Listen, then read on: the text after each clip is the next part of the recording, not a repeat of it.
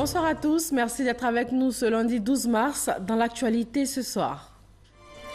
En Inde, pour le premier sommet de l'Alliance solaire internationale, le vice-président ivoirien a rencontré des hommes d'affaires indiens, potentiels investisseurs en Côte d'Ivoire. Daniel Kablan-Duncan rentre ce soir de New Delhi. Dans ce journal, nous irons à la découverte d'une jeune Ivoirienne au parcours atypique. Elle part de la vente de gâteaux pour devenir leader dans le domaine des BTP. Marina Nobou, jeune femme polyvalente et multifonctionnelle, elle a plusieurs cordes à son arc et continue d'en rajouter. En Gambie, le climat politique s'est adouci, mais les difficultés économiques restent. Cela une année après le départ de Yaya Jammeh à la suite d'une intervention de la CEDEAO.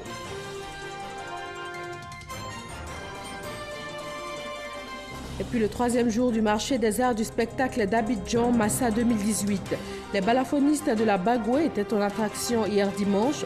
C'est un instrument classé au patrimoine mondial de l'UNESCO. Bienvenue dans le 20h. Le vice-président Daniel Kablan-Duncan a quitté New Delhi ce lundi en début de soirée à destination d'Abidjan. Il revient du premier sommet de l'Alliance solaire internationale où il a également rencontré un grand nombre d'hommes d'affaires indiens. Envoyé spécial en Inde, Jérôme Kofi Abola. Sur le tarmac de Air Force Station Palam de New Delhi ce lundi, le vice-président Daniel Kablan-Duncan, tout sourire, juste le temps d'un au revoir avant que son avion ne prenne la direction d'Abidjan. C'est donc le départ pour un retour au pays 24 heures après sa participation à la première édition du sommet de l'Alliance solaire internationale tenu les 10 et 11 mars 2018 dans la capitale indienne.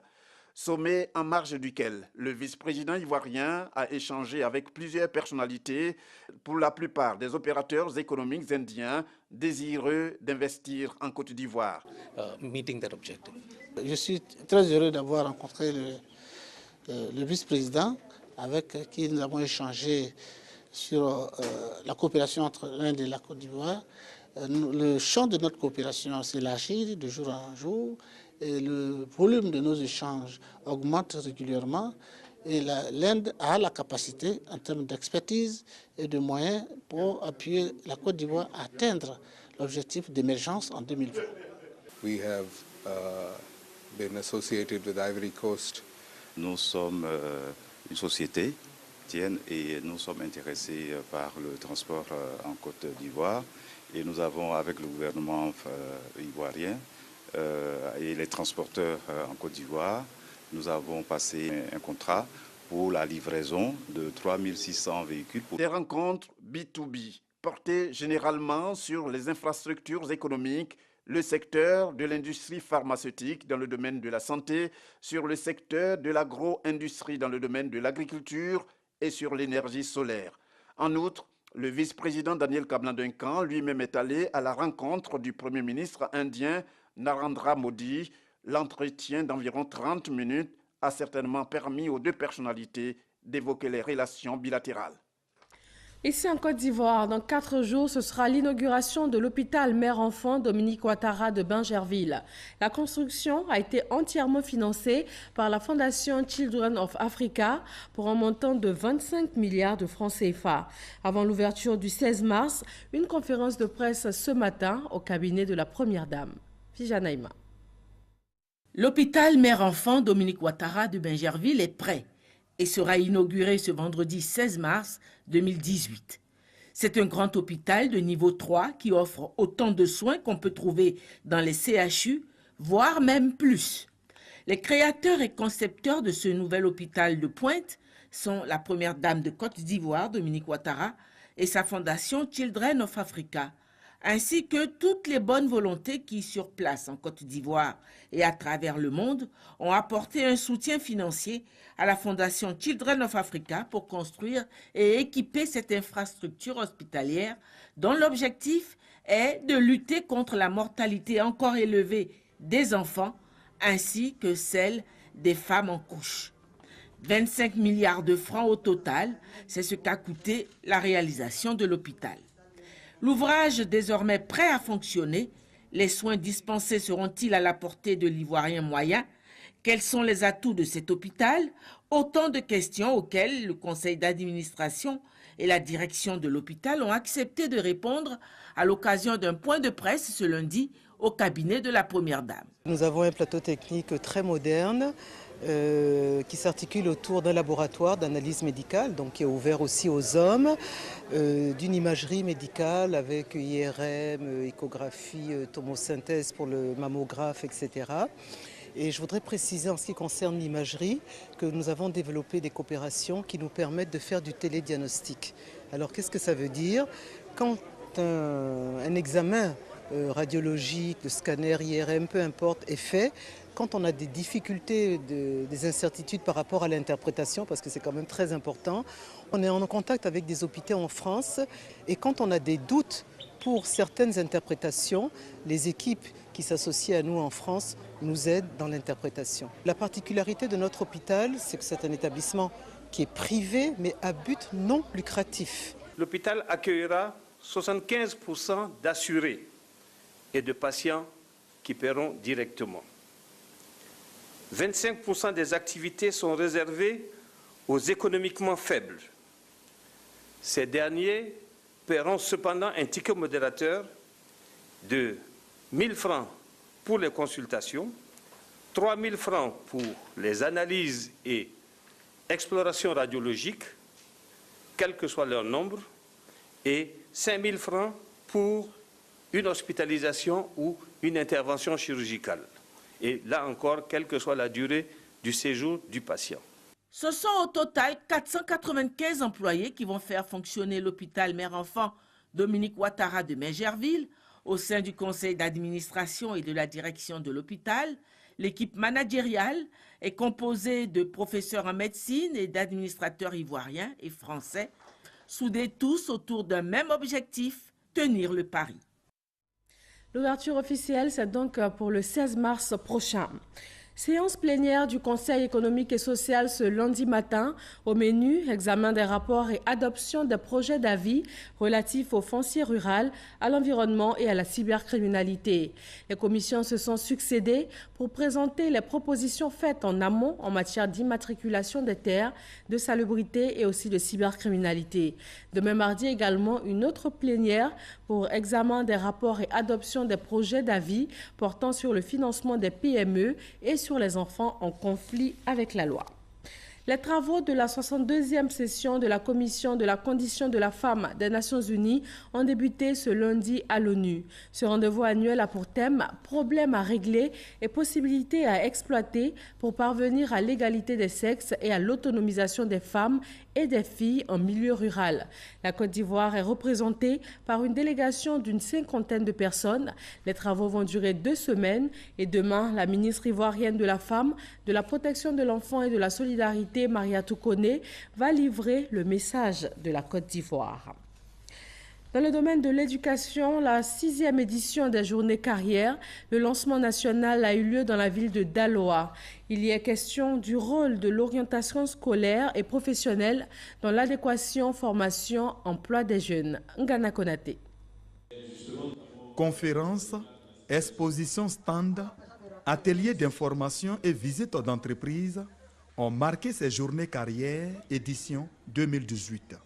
Les élèves ont été informés sur des filières pouvant leur permettre d'embrasser des carrières professionnelles au terme de leur cursus scolaire. Nous sommes au stand du CAFOP. Vous savez que l'orientation est très déterminante dans la carrière d'un individu. Si vous choisissez un métier que vous aimez, vous n'aurez jamais à travailler comme l'a écrit quelqu'un. Donc je leur montre, je leur explique comment le mode de recrutement, les filières, les possibilités de progression en interne avec une série de concours professionnels à arriver à un niveau même peut-être supérieur au mien. Les élèves ont pu découvrir les différentes formations, les corps de métier, les opportunités directes et indirectes que peut leur offrir le marché de l'emploi. Je suis venu au lycée aujourd'hui, c'est pour venir me renseigner sur la gendarmerie parce que j'aime très bien la gendarmerie, j'aime leur treillis et j'aime leur comportement aussi et leur attitude. Je suis venue à la journée carrière aujourd'hui parce que c'est l'INGS qui m'intéresse. Et à l'INGS, on apprend à se former, surtout sur le côté du sport, parce que là-bas, on nous apprend à être toujours en bonne santé. La ministre de l'Éducation nationale a justifié la tenue de ces journées carrières par le fait que l'orientation constitue une véritable préoccupation pour de nombreux élèves. Kandia Camara a donc exhorté le monde éducatif à s'approprier les journées carrières.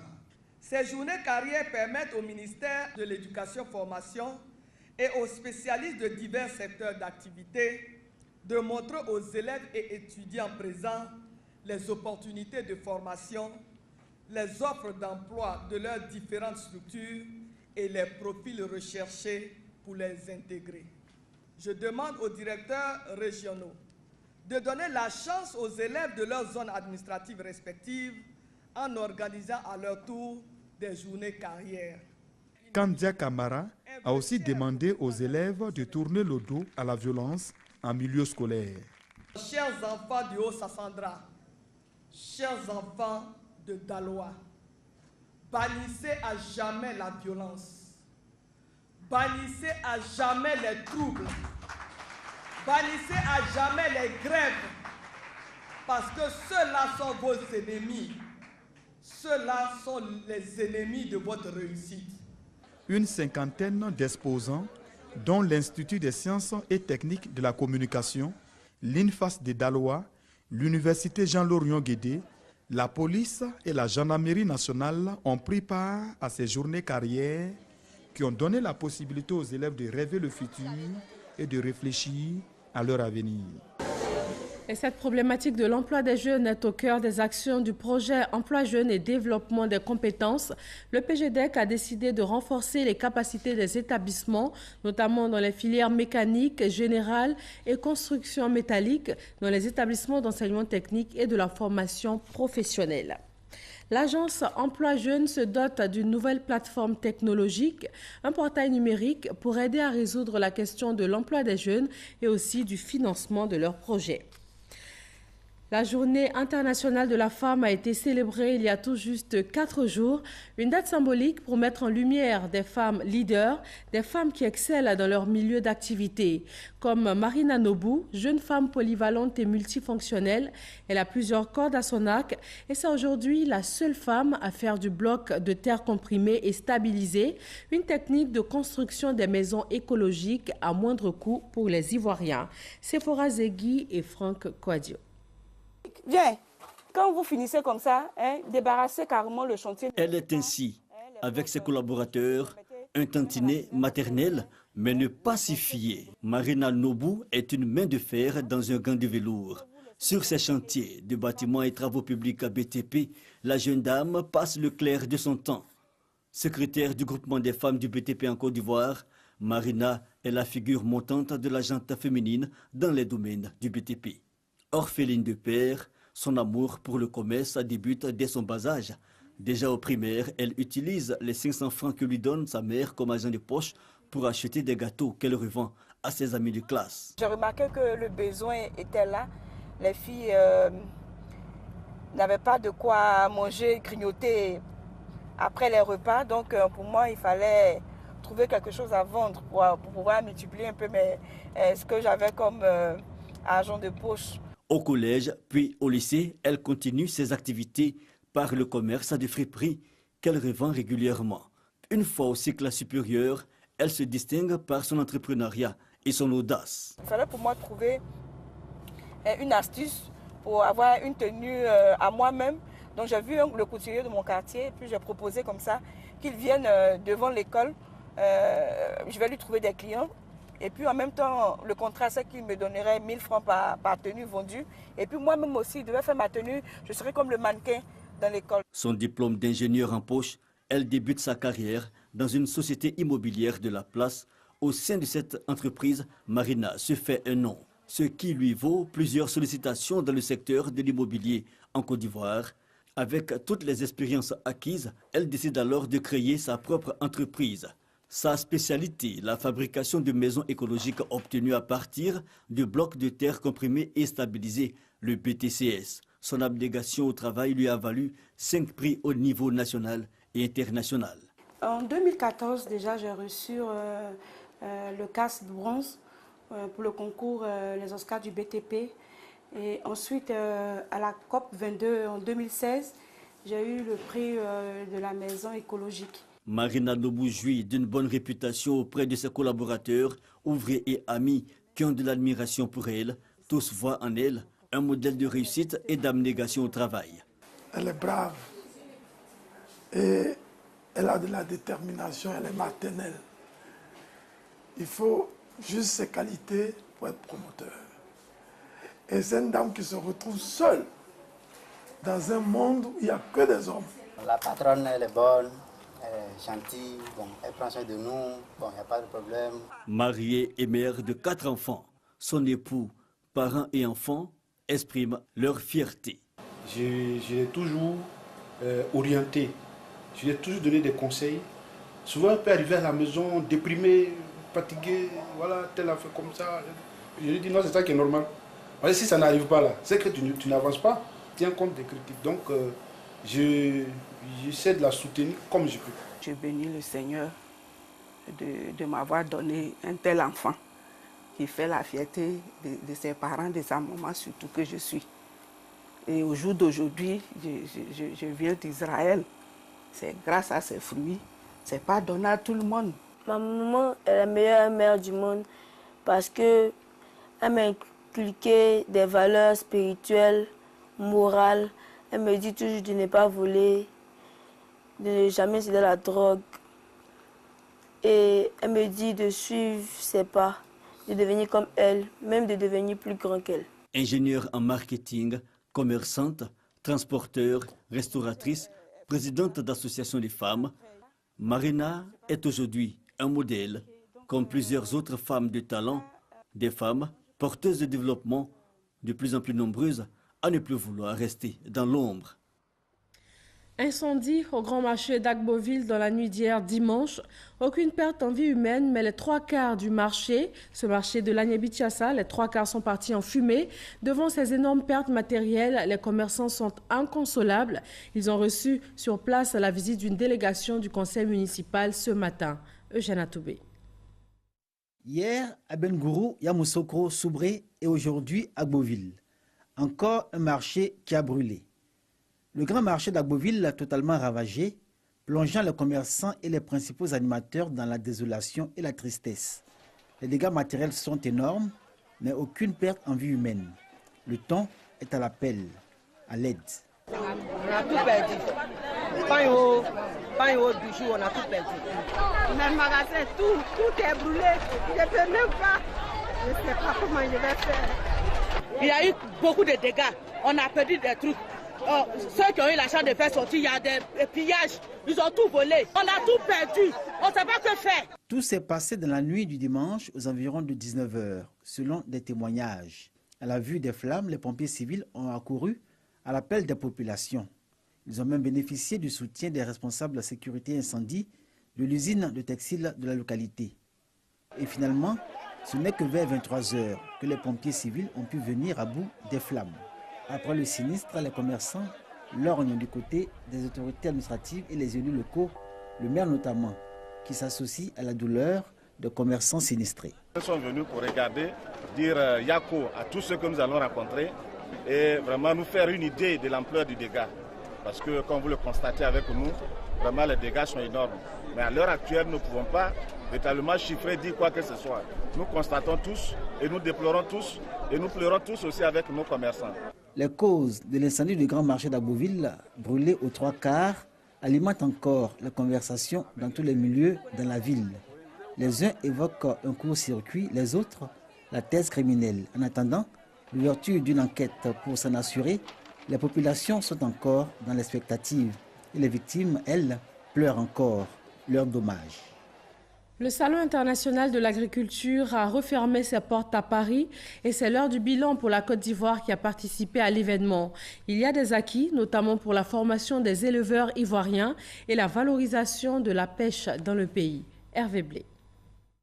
Des voyants au vert, c'est le constat que l'on fait du côté ivoirien au moment où se referme le Salon de l'agriculture de Paris. De nombreux rendez-vous ont été honorés avec la coopérative Terrena, forte de 30 000 membres et 16 000 salariés. Il a été question d'emplois jeunes dans l'agriculture ivoirienne, tout comme lors du groupement interacadémique GID. L'appui consistera à former ces éleveurs aux techniques modernes d'élevage et à voir avec ces éleveurs comment valoriser les matières premières locales entrant dans la composition de l'alimentation des animaux. Ça passera notamment par de la formation. Il y a des gens érudits chez vous, des docteurs, des vétérinaires, etc. Donc l'idée c'est de les accompagner pour aller de l'avant et puis disperser après cette maîtrise technique. Nous avons eu des ateliers et séminaires sur l'intégration de la jeunesse africaine dans le monde agricole. Cela sous l'égide du groupement interacadémique. La première piste, c'est la formation. Compte tenu de la pénibilité, les jeunes ont tendance à refuser les travaux au niveau du monde agricole. Mais en utilisant des instruments modernes, la mécanisation, ces jeunes-là pourront être des exploitants modernes. De Paris, le ministre Akobena Kwasi Adjumani repart avec un engagement organisé à Abidjan, un rendez-vous de la pêche et de l'élevage. À l'image d'ISPES, le Salon international des productions animales de Rennes. La question était au centre de la séance de travail qui s'est tenue au SIA. Oui, le projet est faisable, il faut le construire, il faut en définir le contenu, nos objectifs communs, mais on nous le dit souvent, le SPAS c'est vraiment le salon de référence pour les professionnels africains des productions animales. Donc on a vraiment un avenir à construire ensemble. Comme en matière de technicité, en matière de développement de l'élevage, ils sont en avance. Il est de notre devoir de pouvoir copier sur eux. À Paris, le ministre Adjumani s'est fait fort de renforcer la coopération avec ses collègues du Maroc, de Tunisie, du Sénégal et du Mali. Différentes visites des stands et des échanges informels ont permis d'évoquer les moyens d'une agriculture africaine plus performante au service du développement. Dans l'actualité politique ivoirienne, les jeunes filles, nouvelles majeures, sont invitées à se faire enrôler afin de figurer sur les listes électorales. Le Rassemblement des Républicains les invite à prendre une part active aux futures échéances électorales. Moussa Konaté. Première sortie du secrétariat général adjoint chargé de la jeunesse féminine du Rassemblement des Républicains. Premier défi gagné, celui de la mobilisation. Encore plus nombreuses, les nouvelles majeures cibles du meeting. Elles ont été appelées à regagner les rangs du RDR et à se faire inscrire sur les listes électorales. Jeunesse féminine, il faut prendre notre destin en main. Ne laissons pas les autres décider à notre place. Nous devons être actrices de nos vies. Et la première opération qui conduit vers cela, c'est l'enrôlement. Nous constituons donc une force majeure. Oui, jeunesse féminine, une vraie force pour conduire notre parti à la victoire totale lors des échéances électorales à venir. La jeunesse féminine du RDR veut ratisser large en vue des prochaines échéances électorales. Également à l'ordre du jour, l'avenir du parti. Les responsables du RDR l'envisagent au sein du parti unifié. Le souhait de voir la réalisation de ce projet a été réaffirmé par Kandia Kamara, la secrétaire générale du RDR. Nous, la très grande majorité des militants du RHDP, nous avons décidé de prendre les choses en main. Nous avons décidé d'assumer nos responsabilités. Nous avons décidé de dire à nos présidents de mettre en place le plus rapidement possible le cadre pour la création du parti unifié appelé RHDP. À partir d'aujourd'hui, nous lançons le mouvement Je suis. Avant elle, Adama Bictogo, vice-président du RDR chargé de la mobilisation, a livré le même message. Le président Alassane Ouattara et le président Bédié ont défini un cap. Nous resterons dans ce cap parce que le parti unifié se fera. Le RHDP se fera avec le PDCI, le RDR, le MFA, l'UPSI, le PIT et tous les Ivoiriens épris de paix et de paix. Ce premier meeting de mobilisation de la jeunesse féminine du RDR a vu la présence de l'Union pour la Côte d'Ivoire, UPC, et du MFA, Mouvement des Forces d'Avenir, deux partis politiques membres du RHDP. Et le Forum des oufouettistes lance ses activités. Cette organisation de la société civile œuvre pour la promotion des œuvres philosophiques du père de la nation ivoirienne, le président Félix Houphouët-Boigny. C'est un reportage de Ahmed Traoré et Alexis Ouedraogo. Le Forum des oufouettistes vient de voir le jour. Sa mission, mener des actions en faveur du renforcement de la cohésion au sein du RHDP. Pour son président Félix Aka-Anoublé, il faut aujourd'hui faire bloc autour des leaders RHDP. Nous avons eu des moments forts d'union entre le grand frère Henri Konan Bédié et son petit frère Alassane Ouattara. Des moments qui nous ont fait oublier d'autres moments difficiles qui les avaient séparés. Devant nous, nous, enfants de Félix Houphouët-Boigny, nous réclamant de son nom et de sa philosophie, oublier ces moments qui ont créé beaucoup de problèmes à la Côte d'Ivoire. Une démarche appréciée par Awan Doli Théophile, parrain de la manifestation, ainsi qu'Adama Bictogo, représentant le RDR. Ce que le président Houphouët nous a légué de plus important, de plus grand, c'est une Côte d'Ivoire en paix. Une Côte d'Ivoire politiquement stable, une Côte d'Ivoire économiquement forte. Et c'est cette Côte d'Ivoire que le rassemblement des fautistes a permis de retrouver à partir de 2011. Alors, ne la perdons pas, cette Côte d'Ivoire de Houphouët-Boigny. Le parti unifié est un salut pour la Côte d'Ivoire. Ça obéit au principe de la stabilité, de la paix. Si nous voulons avoir des performances économiques, le RHDP, par le nombre de compétences que nous avons, par la qualité des hommes que nous avons, le parti unifié est un salut. Pour Félix Anoblé, le Forum des oufouettistes fera l'unité en Côte d'Ivoire. L'actualité internationale nous conduit en Gambie. Le climat politique s'est adouci dans le pays, mais les difficultés économiques perdurent. Cela 1 an après le départ de Yaya Jammeh à la suite d'une intervention de la CEDEAO. La Gambie, d'après Yaya Jammeh, c'est un document signé Alexis Ouedraogo. Au soir du 21 janvier 2017, Yaya Jammeh quitte le pouvoir en Gambie. Ancien militaire parvenu au pouvoir en 1994, Yaya Jammeh s'était fait élire et réélire sans interruption jusqu'à sa défaite en décembre 2016 face au candidat de l'opposition Adama Barrow. Son départ en exil pour la Guinée équatoriale après la crise avait ravivé l'espoir chez les Gambiens. Il n'y a plus de NIA, la redoutée Agence nationale du renseignement rebaptisée et remaniée par Adama Barrow. Mais autrement, tout est pareil. Les prix alimentaires sont les mêmes, les salaires n'ont pas augmenté, le secteur de la santé est en ruine. Le président Barrow, lors de son discours de Nouvel An, avait évoqué le bilan de son prédécesseur, affirmant avoir trouvé à son arrivée une dette de plus d'1 milliard de dollars. Nous avons encore besoin de développement. On n'a pas vu de développement dans ce pays et personne ne nous dit qu'il y aura encore du développement. Et nous voulons que le président vienne dire aux gens, aux Gambiens, ce qu'il espère pour les Gambiens et quels sont ses plans. Si les critiques s'expriment plus librement aujourd'hui, le syndicat de la presse gambienne milite pour la révision des lois sur les médias en vue de mettre en conformité ces textes aux normes internationales. Les forces de la CEDEAO restent encore présentes dans le pays, prolongées à plusieurs reprises. Leur mandat court jusqu'en mai 2018. Ce lundi marque le 3e jour du marché des arts du spectacle d'Abidjan, Massa 2018. Les balafonistes de la Bagoué étaient en attraction hier dimanche. C'est un instrument classé au patrimoine mondial de l'UNESCO. Serge Colère.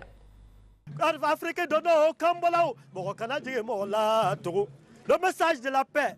Et c'est ce que nous lançons en Bambara. Il s'appelle Berté Zanga, de son nom d'artiste, le coq de la Bagoué. C'est lui qui donne le ton du spectacle, offert par le groupe Guéguélé Niali.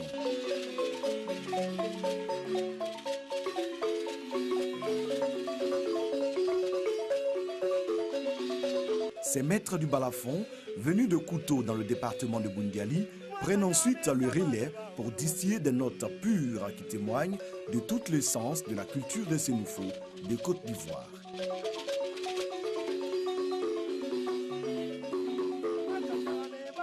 En attendant de monter sur scène, Koné Sionfolo, chef d'orchestre et artiste fabricant de balafons, ainsi que ses hommes, égayent les visiteurs du Palais de la Culture.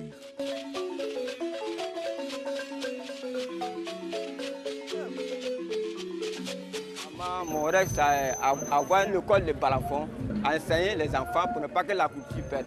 Valoriser le balafon de Côte d'Ivoire, instrument de musique traditionnelle classé au patrimoine mondial de l'UNESCO, telle est la vision de Yegele Niyale. Le groupe a le soutien du président du conseil régional de la Bagoué, qui s'y réjouit de ce passage au Massa, le marché des arts du spectacle d'Abidjan. La culture du balafon n'est pas que le fait de taper, c'est des messages qui sont donnés, c'est des enseignements qui sont donnés.